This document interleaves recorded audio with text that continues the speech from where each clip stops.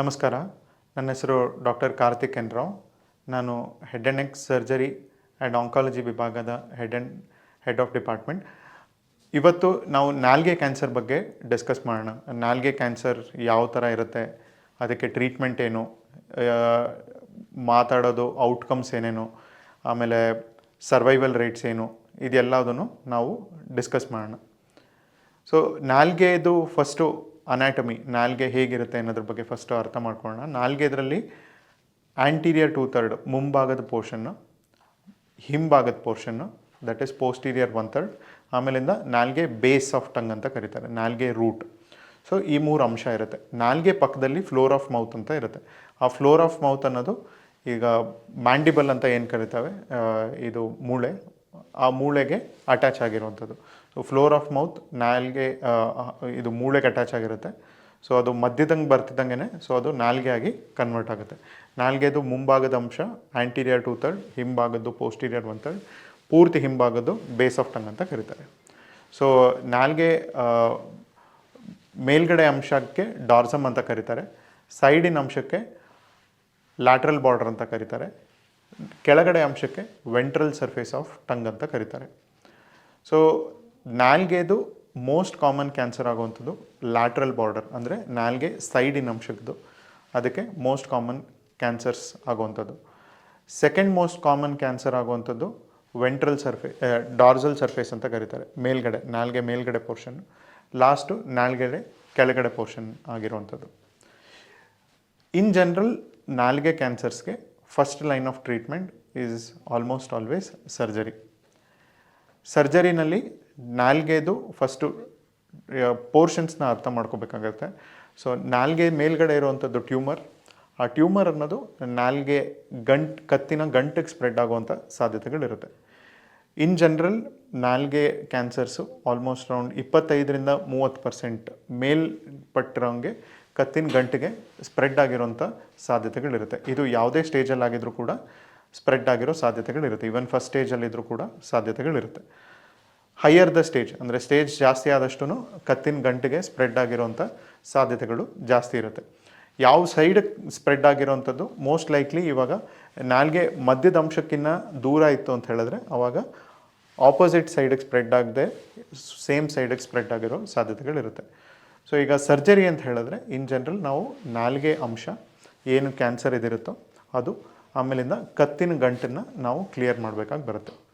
So early stage cancer ಅಂದರೆ ನಾಲಿಗೆದು cancer ಚಿಕ್ಕದಾಗಿದ್ದಾಗ, early stage cancer ಅಂತ ಹೇಳಿದ್ರೆ 4 ಸೆಂಟಿಮೀಟ್ರಿಗಿನ್ನ ಕಮ್ಮಿ, 1 ಸೆಂಟಿಮೀಟ್ರಿಗಿನ್ನ ಕಮ್ಮಿ ಡೀಪ್ ಆಫ್ ಡೆಪ್ತ್, ಅಂದರೆ ಒಳಗಡೆ 1 ಸೆಂಟಿಮೀಟ್ರಿಗಿನ್ನ ಕಮ್ಮಿ ಡೀಪ್ ಆಗಿದ್ದು ಕತ್ತಿನ ಗಂಟಿಗೆ ಹರಡದೇ ಇರೋವಂಥದ್ದು. ಸೊ ಅದಕ್ಕೆ ನಾವು ಅರ್ಲಿ ಸ್ಟೇಜ್ ಕ್ಯಾನ್ಸರ್ ಅಂತ ಕರಿತೀವಿ.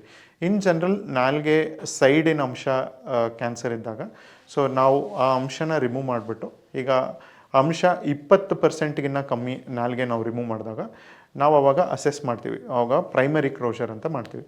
ನಾಲಿಗೆನ ಅದ್ರ ಮೇಲೇ ಕ್ಲೋಸ್ ಮಾಡಿರೋವಂಥದ್ದನ್ನು ನಾವು ಅದನ್ನು ಟ್ರೈ ಮಾಡ್ತೀವಿ. ಅದಾದಮೇಲಿಂದ ಕತ್ತಿನ ಗಂಟು, ಕತ್ತಿಂದು ಗೆರೆ ಇರುತ್ತೆ, ನ್ಯಾಚುರಲಿ ನಾವು ಕತ್ತು ಬೆಂಡ್ ಮಾಡಿದಾಗ ಅಲ್ಲಿ ನಾರ್ಮಲಿ ಕ್ರೀಸ್ ಅಂತ ಕರೀತಾರೆ, ಆ ಕ್ರೀಸಲ್ಲೇ ನಾವು ಚಿಕ್ಕದಾಗಿ ಒಂದು ಇನ್ಸಿಷನ್ ತೊಗೊಂಡು ಕತ್ತಿನ ಗಂಟನ್ನು ನಾವು ಕ್ಲಿಯರ್ ಮಾಡ್ತೀವಿ. ಕತ್ತಿನ ಗಂಟು ಕ್ಲಿಯರ್ ಮಾಡಿಬಿಟ್ಟು ನಾವು ಪೆಥಾಲಜಿ ಟೆಸ್ಟಿಂಗಾಗಿ ಕಳಿಸ್ತೀವಿ. ಸೊ ಕತ್ತಿನ ಗಂಟು ಕ್ಲಿಯರ್ ಮಾಡಾದ್ಮೇಲಿಂದ ಸ್ವಲ್ಪ ಮಟ್ಟಿಗೆ ಶೋಲ್ಡರ್ ಡಿಸ್ಫಂಕ್ಷನ್ ಅಂತ ಕರೀತಾರೆ. ನಾವು ಶೋಲ್ಡರ್ಗೆ ಸ್ಪೈನಲ್ ಆಕ್ಸೆಸರಿ ಅಂತ ಒಂದು ನರ ಬರುತ್ತೆ, ಆ ನರನ ನಾವು ಸೇವ್ ಮಾಡಿಕೊಂಡು ನಾವು ಮಾಡ್ತೀವಿ. ಇನ್ ಜನರಲಿ ನಾವು ನರ ಹತ್ತಿರ ನಾವು ಹೋದಾಗ ಸೊ ಪೇಷಂಟ್ಗೆ ಸ್ವಲ್ಪ ಕೈ ಎತ್ತಿದಾಗ ನೋವು ಬರೋವಂಥ ಸಾಧ್ಯತೆಗಳಿರುತ್ತೆ. ಇದು 130-40% ಆಗುವಂಥದ್ದು ಸಹಜ ಇದು. ಸೊ ಇದಾದಮೇಲಿಂದ ನಾವು ಜನರಲಿ ಫಿಸಿಯೋಥೆರಪಿ ಎಲ್ಲ ಕೊಟ್ಟಾಗ ಪೇಯ್ನ್ ಎಲ್ಲದೂ ಇನ್ ಜನರಲ್ ಸಬ್ಸೈಡ್ ಆಗುತ್ತೆ. ಸೊ ಈಗ 20-30% ಮೇಲಿನ ಅಂಶ ನಾಲಿಗೆ ತೆಗೆದಾಗ ಸೊ ಅವಾಗ ನಾವು ನಾಲಿಗೆನ ರೀಕನ್ಸ್ಟ್ರಕ್ಟ್ ಮಾಡಬೇಕಾಗುತ್ತೆ. ಇನ್ ಜನರಲ್ ನಾಲಿಗೆದು ಅರ್ಧ ಅಂಶಕ್ಕಿಂತ ಕಮ್ಮಿ ತೆಗೆದಾಗ ನಾವು ಕೈಯಿಂದ ಚರ್ಮ ತೊಗೊಂಡು ಅದನ್ನು ಫ್ರೀ ಫ್ಲ್ಯಾಪ್ ಅಂತ ಕರೀತಾರೆ, ರೇಡಿಯಲ್ ಫ್ರೀ ಫಾರ್ಮ್ ಫ್ಲ್ಯಾಪ್ ಅಂತ. ಸೊ ಆ ಚರ್ಮ ಮತ್ತು ರಕ್ತನಾಳ ತೊಗೊಂಡು ನಾವು ಕತ್ತಿನ ರಕ್ತನಾಳಕ್ಕೆ ಕನೆಕ್ಟ್ ಮಾಡಬೇಕಾಗುತ್ತೆ. ಇದು ಸಿಮಿಲರ್ ಟು ಕಿಡ್ನಿ ಟ್ರಾನ್ಸ್ಪ್ಲಾಂಟಲ್ಲಿ ಒಂದು ಪೇಷಂಟಿಂದ ಕಿಡ್ನಿ ತೊಗೊಂಡು ಇನ್ನೊಂದು ಪೇಷಂಟಿಗೆ ಕಿಡ್ನಿ ಹಾಕಿ ಅದನ್ನು ರಕ್ತನಾಳಕ್ಕೆ ಕನೆಕ್ಟ್ ಮಾಡೋವಂಥದ್ದು, ಅದಕ್ಕೆ ಆಲೋಗ್ರಾಫ್ಟ್ ಅಂತ ಕರೀತಾರೆ. ಇದಕ್ಕೆ ಆಟೋಗ್ರಾಫ್ಟ್, ಪೇಷಂಟಿನ ಒಂದು ಭಾಗ ತೊಗೊಂಡು ಇನ್ನೊಂದು ಭಾಗಕ್ಕೆ ನಾವು ಅಟ್ಯಾಚ್ ಮಾಡಿರೋವಂಥದ್ದು. ಸೊ ಇದು reconstructive generally plastic surgery team ಮಾಡ್ತಾರೆ. ಕೆಲವು ಸಿಚುವೇಶನ್ಸಲ್ಲಿ ನಾಲ್ಗೆ ಕ್ಯಾನ್ಸರು ಮಧ್ಯಾಂಶದವರೆಗೂ ಬರ್ತಿದ್ದಾಗ ನಾವು ಆಪೋಸಿಟ್ ಸೈಡಿನ ಕತ್ತಿನ ಗಂಟು ಕೂಡ ರಿಮೂವ್ ಮಾಡಬೇಕಾಗಿ ಬರುತ್ತೆ. ಇಲ್ಲ ಮಿಡ್ ಲೈನ್ ಅಂತ ಕರಿತಾರೆ, ನಾಲ್ಗೆ ಮಧ್ಯದ ಅಂಶ ಕ್ರಾಸ್ ಆಗಿತ್ತು ಅಂತ ಹೇಳಿದ್ರೆ ನಾವು ಆಪೋಸಿಟ್ ಸೈಡಿನ ಗಂಟುಗಳು ಕೂಡ ರಿಮೂವ್ ಮಾಡಬೇಕಾಗಿ ಬರುತ್ತೆ. ಯಾವಾಗ ನಾವು ನಾಲ್ಗೆ ಅರ್ಧಾಂಶ ಇಲ್ಲ ಅಂತ ಹೇಳಿದ್ರೆ ನಾಲ್ಗೆ ಹಿಂಭಾಗ ರಿಮೂವ್ ಮಾಡಿದಾಗ ನಾಲ್ಗೆ ಸ್ವಲ್ಪ ಥಿಕ್ನೆಸ್ ಜಾಸ್ತಿ ಆಗೋ ಸಾಧ್ಯತೆಗಳಿರುತ್ತೆ ನಾವು ಫ್ಲ್ಯಾಪ್ ಹಾಕಿದಾಗ. ಸೊ ಆ ಥರ ಇದ್ದಾಗ ಪೇಷಂಟಿಗೆ ಆ ಥರ ಬಾಯಿ ಓಪನಿಂಗು ಕೂಡ ಕಮ್ಮಿ ಇದ್ದಾಗ ನಾವಿಲ್ಲಿ ಒಂದು ಚಿಕ್ಕದಾಗಿ ಹೋಲ್ ಮಾಡ್ತೀವಿ, ಅಲ್ಲೊಂದು ಪೈಪ್ ಹಾಕಿರ್ತೀವಿ. ಜನರಲಿ ಈ ಥರ ಸಿಚುವೇಷನಲ್ಲಿ ಅದು ಟೆಂಪ್ರರಿ ಆಗಿರುತ್ತೆ, ಅದು ಟ್ರೇಕಿಯಾಸ್ಟಮಿ ಅಂತ ಇರುತ್ತೆ. ಪೋಸ್ಟ್ ಆಪರೇಟಿವ್ ಟ್ರೇಕಿಯಾಸ್ಟಮಿ ಇದರಲ್ಲಿ ಅದು ಉಸಿರಾಡೋದಕ್ಕೆ ಹೆಲ್ಪ್ ಆಗಲಿ ಅನ್ನೋದಕ್ಕೋಸ್ಕರ ಹಾಕಿರ್ತೀವಿ.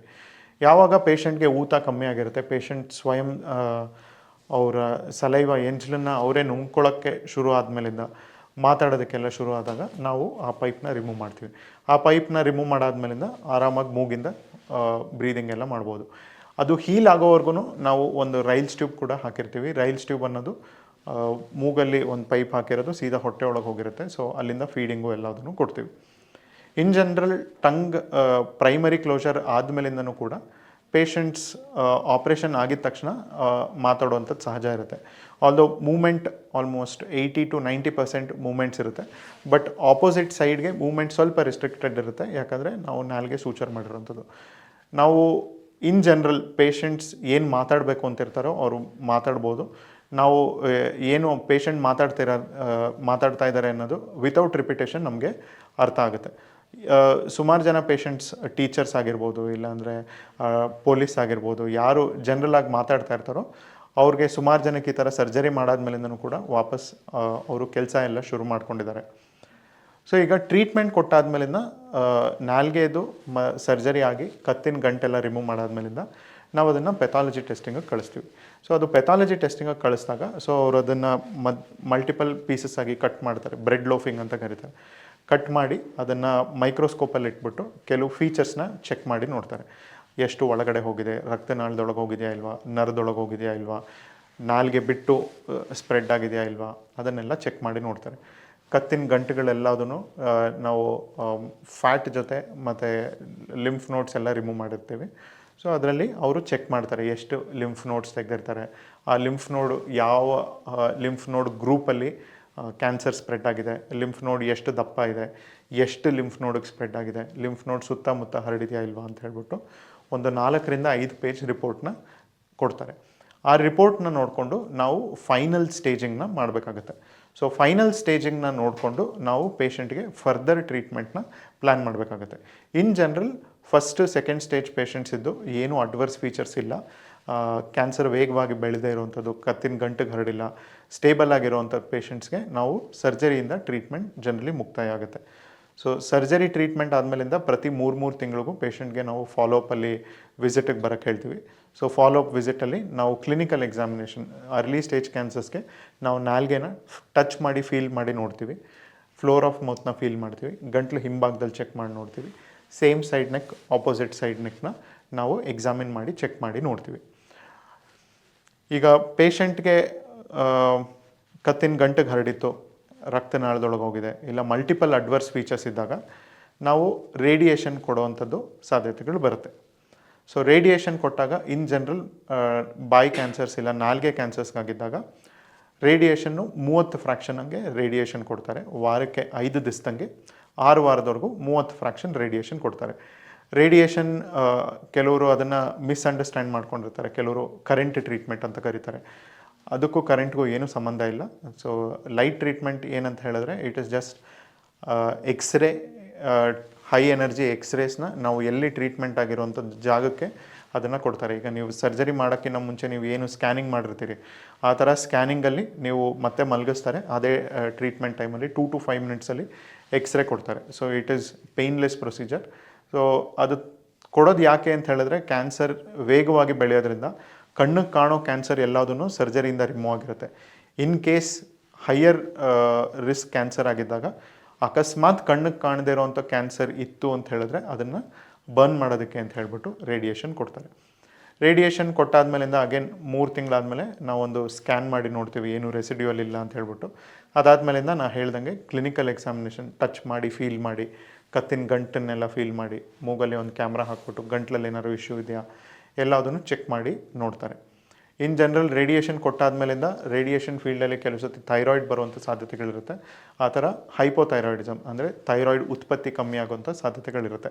ಸೊ ಅದಕ್ಕೆ ನಿಮಗೆ ರೇಡಿಯೇಷನ್ ಮುಗಿದು 3ರಿಂದ 6 ತಿಂಗಳಾದಮೇಲಿಂದ ಪ್ರತಿ 3 ತಿಂಗಳಿಗೂ ಥೈರಾಯ್ಡ್ ಟೆಸ್ಟ್ ಮಾಡೋದಕ್ಕೆ ಅಂತ ಹೇಳ್ತಾರೆ.